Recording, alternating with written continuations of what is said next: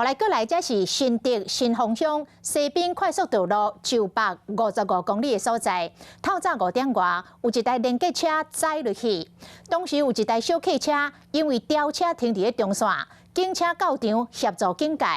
这台连结车可能是无注意到未护线，下着警车了后冲落护栏，载落下骹的平面的道路，这驾驶是当场死亡。 一只连结车为桥顶并落，车身拢变形，严重毁损。在野山头嘛拢倒出来，零件搁三甲满死过，是真惊人。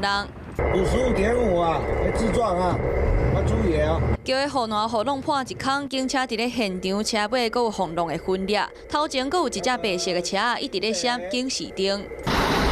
车祸发生伫咧今仔日透早5点49分，新竹新丰乡西滨快速道路955.5公里。根据了解，当时白色的车故障停伫咧中线，边仔搁有放3角水来警示。警方到场，甲警车停伫3只车的安全距离协助警戒。不过后壁的连结车敢若因为路伤骨未护线，最后冲破护栏，变几那日摔落去。 连结车的驾驶是一个64岁男性，当时吊伫车内，互警消单位救出来时已经无喘气心跳，救护人员一直做 CPR， 送去病院也是救袂活。该车移至到安全处所的过程中，后方一辆砂石车疑似未注意车前状况。 追撞本分局巡逻车而冲出高架道路的护栏。快速道路本来是双线通行，因为发生严重车祸，敢若剩一边通行，就惊车潮会影响到民众上班。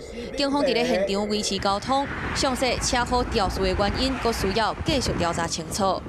Hello， 我是林明瑞。想要抢先掌握最及时的新闻资讯吗？赶快订阅、按赞、开启小铃铛，锁定我们华视新闻的 YouTube 频道。